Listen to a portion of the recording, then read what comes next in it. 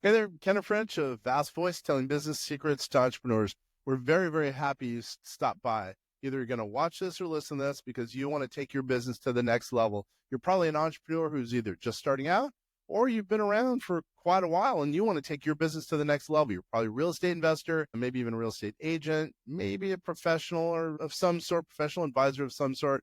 And well, you are stopping by because you need some valuable advice from one of the top industry leaders there is.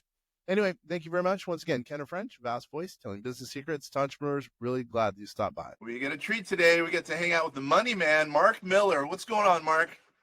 Well, not much. How are you doing, man? The money man, Mark Miller. Really quickly, let's get into who you are and why you're hanging out with us today here in the Vast Voice, telling business secrets to entrepreneurs. Absolutely. Well, I'm technically a business financial consultant, and I got in the financial industry years ago out of college. My first company I worked with was IDS American Express, that little tiny American Express company. And kind of on the retail, what we do now in the retail side of the business, learning all about that kind of in the brokerage world. And then over time, I just started to make really great relationships on what we call kind of the institutional or the smart money side. Over the years, and for the last 20 years or so, I've been fortunate to make a lot of relationships. And what I'm doing now, I'm working directly with the Hilton family, Brad Hilton in particular. That is the Hilton that of Hilton Hotels. Brad is the grandson of Conrad Hilton. And he and I are partners in a firm called Hilton Tax and Wealth Advisors, basically kind of just bringing very advanced wealth building, kind of smart money concepts, a little more down to Main Street, more average investors. I am also the manager of the Hilton family office, but nowadays we're spending a lot of time just, we have a passion, and Brad has a passion for, just teaching people and giving people access to these more advanced strategies that don't have to have, $10 or $20 million to invest in those type of things. Yeah, I like that. That's important because here at vastsolutionsgroup.com, we manage relationships with some pretty big investors. But at the same time, we're trying to bring, I guess, some of the services down to average mom and pop, because those are the people who probably need it more than anyone. Yes, absolutely. Plus, I feel a lot better when I'm helping mom and pop, if you will. So I applaud what you're doing. That's huge. All right, so let me ask a few more questions. You have a very interesting gig. You've been around for a while. You know what a family office is. You've developed a family office, at least a pretty darn good relationship with a big family name. So why don't we start at the beginning? Let's first kind of crawl before we can walk. Define family office for us. What is a virtual family office and what is a family office? Oh, that's a great question. Well, for those that don't know, the family office concept actually originally came from the Rockefellers. Everybody knows that name, right? So the Rockefellers, I think it was John D. that was like, they had just a chaotic financial situation, and they had all these advisors all over the place, and they were all fighting with each other. And he came up with the concept, hey, let's just hire these people to work for us specifically. And they opened up the first family office, and within 5 years, they doubled their wealth. Because basically the whole concept of the family office is kind of all those minds getting together, communicating, and working towards a common goal for that family. So the original was an individual family office. Then over the years, it grew to a multi-family office. But kind of getting into the 21st century, it's developed in, and we believe one of the best models is what we call a virtual family office, where we're basically kind of a more of a boutique operation, smaller staff, but yet we're outsourcing to the best of the best in almost every area you can imagine in your personal finances. So that's the virtual family office, and that's the Hilton family office is a virtual family office. I think that's smart, because you might live in a big city, small city, wherever, and not have access to whatever great attorneys, great CPAs, or great financial advisors. But if there is one, let's say 3,000 miles away, you can still bring them in, especially with the technology of today, using technology, using whatever Gmeet or Zoom or whatever, and bringing their brain power closer to you. It's just basically you're one call away. That's huge. Absolutely. All right. Thank you for that definition. So then how, okay, let's say I'm a $50 million net worth individual. Mhm. What then? Who do I call? What do I do? How do I put one together? How do I call you guys at Hilton as an example? Well, How does that work? if you're somebody that has 50 million and you're listening to this, I mean, our general barriers for entry into the family office, I mean, there's a whole qualification process, but generally 20 million plus. So you probably qualify to be in a family office, not necessarily just ours, but in a family office. But for us, then we go through a qualification process of an advisory board that looks at everybody. And there's a lot of other criteria that go into it to be kind of invited to the family office. But a family office would be probably the best route to go to get the best cohesive advice and everyone kind of working in conjunction on your specific situation itself. And again, the difference is, and we see this a lot. I mean, I've just brought on a gentleman around in that area that has kind of been on the retail side and didn't make the leap and didn't kind of know that he could get so much higher level service. But basically now he's going to come on board and we're going to be able to dive in, and our individual kind of just best in class folks are going to communicate about his specific situations together, as opposed to he's got like 7 different advisors. By the way, he has 2 financial advisors that are arguing with each other all the time. And because they're in totally different firms, and by the way, they don't want to talk to each other. Okay. That doesn't help anybody. I mean, even if you don't have $50 million, if you've only got $2 million, I mean, or $1 million, it doesn't help anybody to, in our opinion, to have all these different advisors that aren't communicating and often are fighting with each other, one saying one thing and the other saying the other thing. Well, what does that do to the client? The client immediately is like, well, I'm just not going to do anything, right? Because this person says that, this person, it reminds me of the old, the joke Harry Truman once said, hey, I got these economists and they're saying on one hand, you could do this, Mr. President. On the other hand, you can do this. And then he says, I would give my life for a one-handed economist. So, so it's like, but that's what happens to people a lot. I mean, when people first come in and we're working with them with Hilton Tax and Wealth Advisors, often there is another advisor involved. And then that advisor saying, well, why are they recommending that? We think you should do this and all that. And it's just a very confusing and very perplexing situation for any individual investor. I think sometimes having 2 different viewpoints might make sense because, the owner in let's say in this circumstance can determine which is best. But in general, you have to be working all be on the same page. And I think Absolutely. I think with family offices, if you've hit whatever 20, 50 million, like I mentioned, I think that you should be able to scale. You should be able to work as one team, have an attorney who's quote on staff is virtual.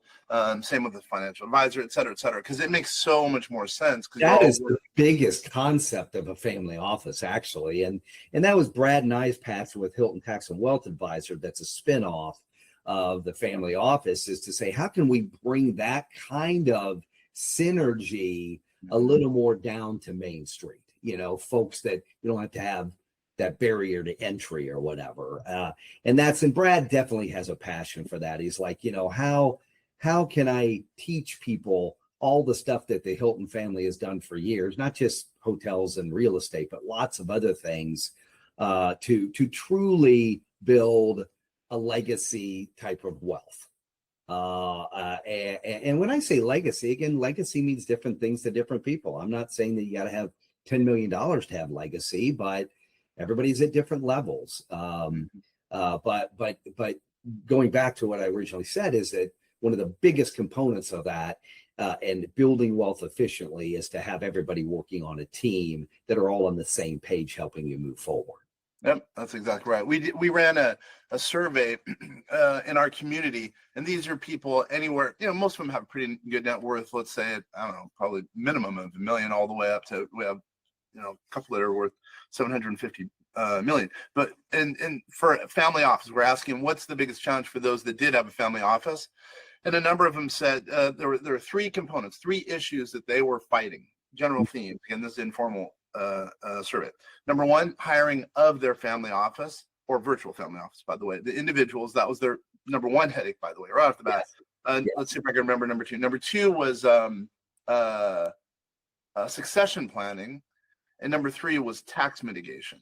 Yeah. So why don't we talk about those three things? Again, that was just an informal poll, but let's hopefully maybe you can shed some light into that, because that also impacts some of the mom, pa, and family offices that you know so much about.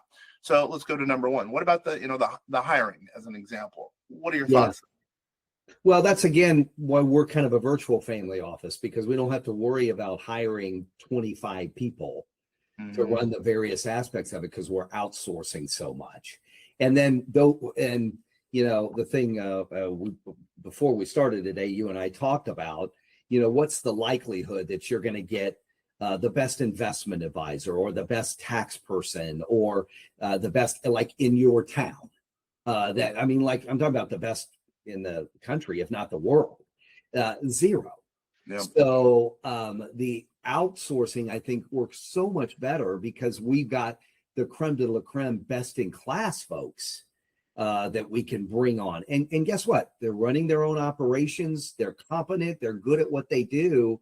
And we don't have to worry about the headache of, let me just give an example. If we hire an attorney, say, working in a specific area in estate planning, we don't have to worry about bringing that attorney on and not knowing whether that attorney is really going to be the best fit and going to be able to provide the best services to our clients.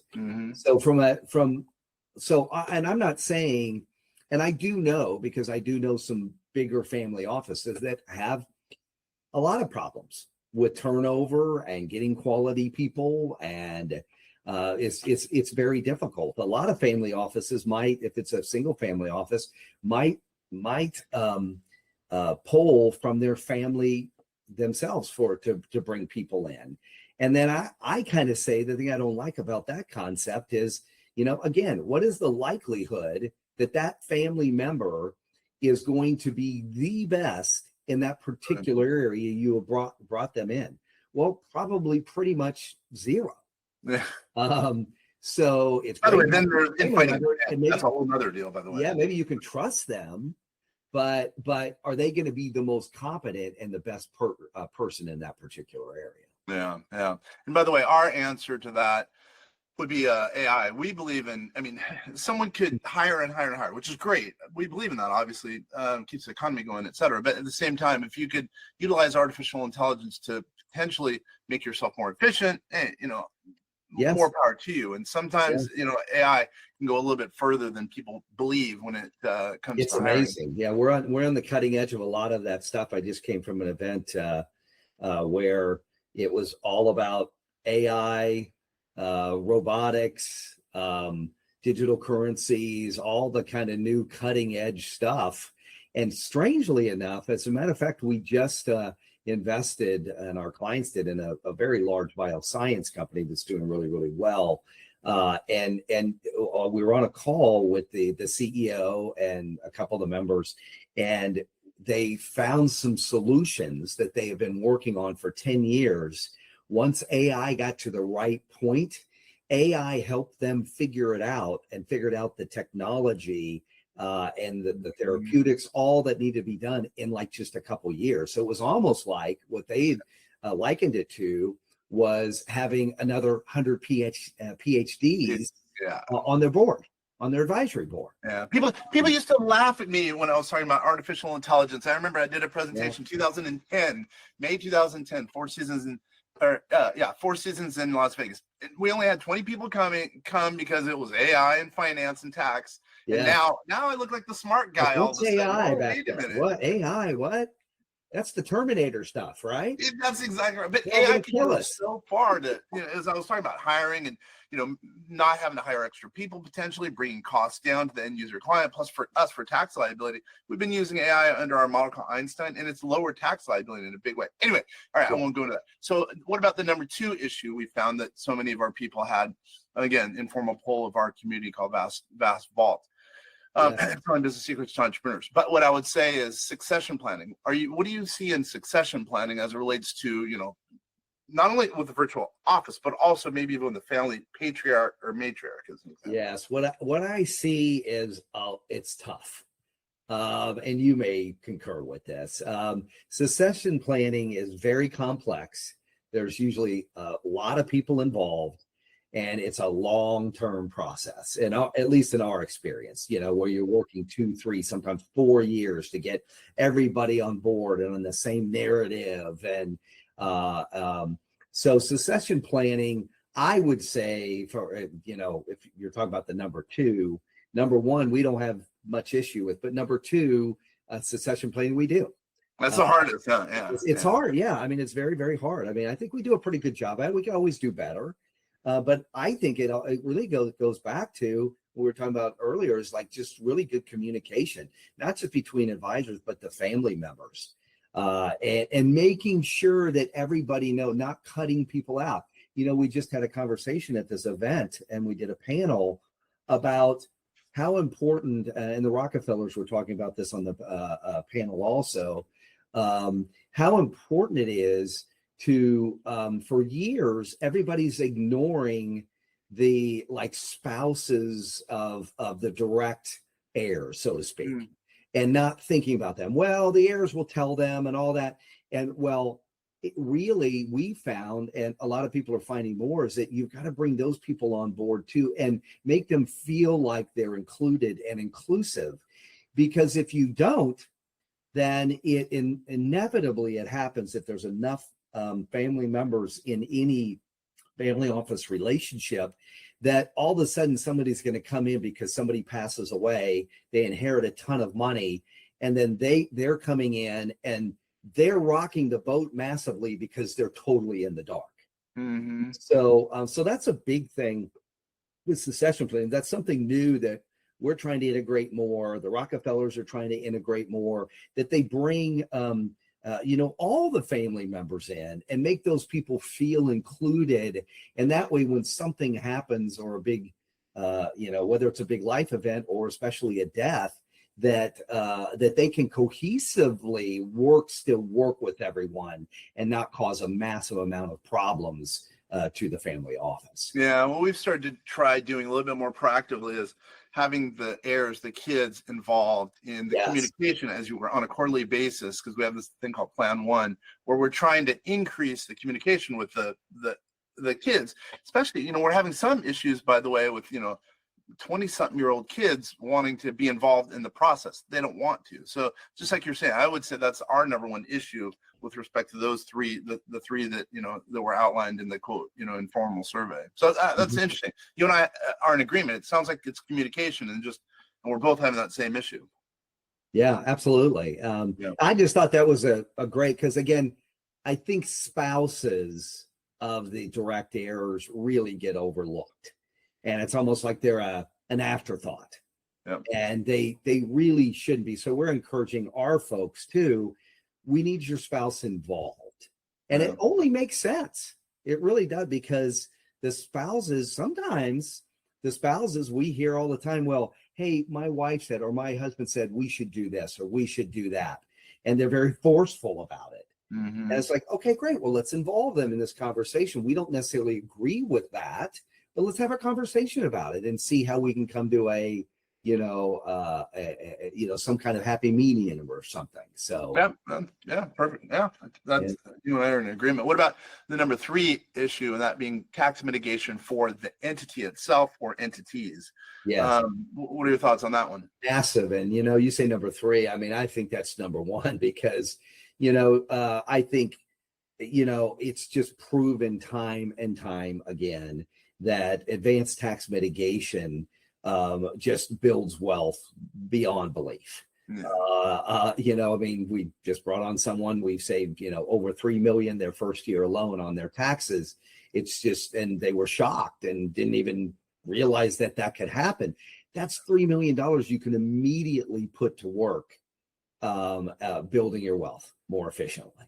100%. If someone isn't paying attention to tax mitigation and they start with 3 million versus someone who is paying attention to tax mitigation, and therefore they theoretically go from 3 million to 4 million, they both have the same rate of return, which is going to make more money. Well, obviously the one who's cared about tax mitigation. And what we say is proactive tax planning means the world now, much more than it ever used to in our estimation. So that's interesting. You say it's number one. So what are some? The more and more I just see that. Well, in my own personal life, when I was paying millions of dollars in taxes in the early 2000s, and it just kept going up and up, I had the best guy in town, best CPA, and I was just every year I'd ask him, okay, great, you saved me. We did a 401k, we did another kind of retirement plan. We did it. It's like, well, there's nothing else we can do. Nothing else we can do. Wait a second. But every year, my taxes just keep going up exponentially. And that's how they're designed. It's a progressive system. And nothing we can do. Nothing we can do. Well, really? I mean, something in my gut told me there's got to be something else I could do. And if you're not in this world like we are, what do a lot of people say? Well, how is it that those rich people aren't paying any taxes? Okay.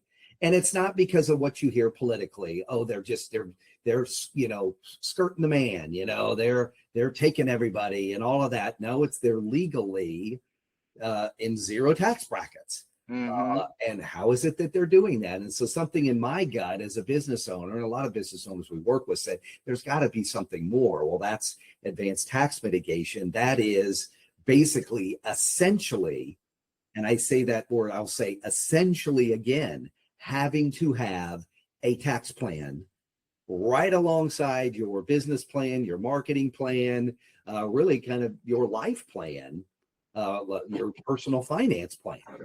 And that's what really can exponentially grow your wealth over time by doing things. And we're not talking about doing, unethical things or things that are legal. Obviously, we're not talking about that. We're just doing things that are normally a lot of people just don't have access to unless they're in a family office or have access to like our network or the Hilton Financial Network. If you don't have access to that, you don't even know about that stuff. Yeah. What's the number one thing? I know you're going to say it depends, because if you're a smart guy, you're going to say it depends. What's the number one thing most people don't realize that they're missing as far as a tax mitigation strategy? I know you're going to say it really depends, but just throw one idea that might add some value to someone with a whatever. Well, $20 million network. I'd say the number one thing is I come across, business owners all the time, even that have really big businesses that, have these kind of convoluted plans to save on taxes. Like one of the big things is, well, I'm just going to expense out a whole bunch of things at the end of the year and make my taxes less because I got to buy those things anyway. Well, that's not a tax plan. That's just expensing out. So, probably just the number one thing is having a formalized plan with specific strategies. And everybody's different. I mean, there's tons of strategies. We have over 100 different strategies now. I'm sure you have a bunch of strategies too. So there's just having that formal plan and putting the plan together, putting those pieces of the puzzle and having those strategies set in place. Yeah, I would say for me, my answer in general, probably the same as you, but because a plan is important, but a lot of our clients have a lot of risk and don't realize that there's ways to move the risk off their shoulders. 831B, which is a captive insurance company, captive. I think those make a lot of sense because you could put away $2.8 million depending on the year, et cetera. You could put away a bunch, and it's deductible, by the way. Generally speaking, talk to your tax advisor. But the nice thing is if you have a lot of risk, move it off your shoulders into another group's shoulders. You get the benefit of owning the entity, and you don't have to pick up the earnings. Strategies are great. So many advanced strategies that people don't know about. And that's just one example that people should. Hey, wait a minute! I can put away whatever $2 million, and it's tax deductible. I mean, there's so many benefits. Well, they have to, there has to be access there. And how do you? That's like, Brad Hilton has been about that for years. It's like, how can we give more people access to these type of things that, and it's been a little bit of challenge because there's barriers to entry on some of those things. Maybe there's minimums of, $500,000, $1 million or whatever, to even get involved with those type of, or more, or much more.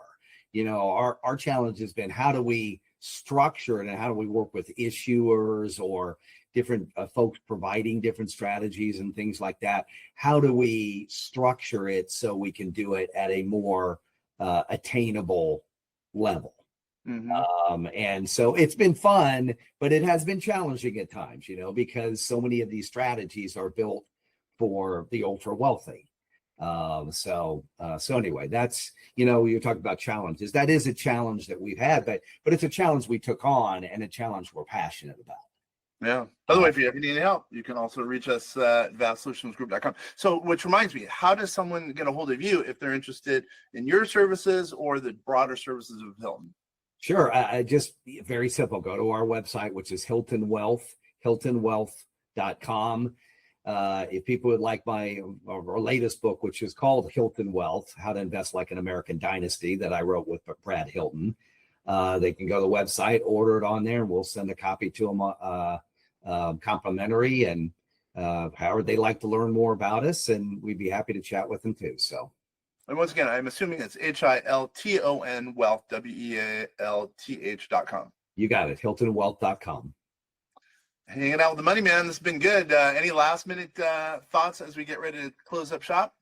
No, one thing that we're really push a lot is kind of teaching people how the wealthiest invest, as opposed to most people kind of on the retail side. And one of the biggest things that I tell everyone is the wealthiest, believe it or not, focus on safety first, because returns are just going to be there if you got good options available in front of you.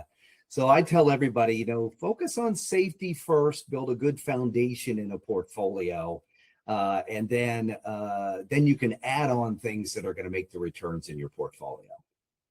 Mark, this has been good. I really appreciate it. I think the people out there can learn a thing or two, maybe even 1,000 things by getting a hold of you. I really appreciate it, Mark. Well, I appreciate it too. Thanks for having me on. Once again, this is Ken French, Vast Voice, telling business secrets to entrepreneurs. Thanks, everybody.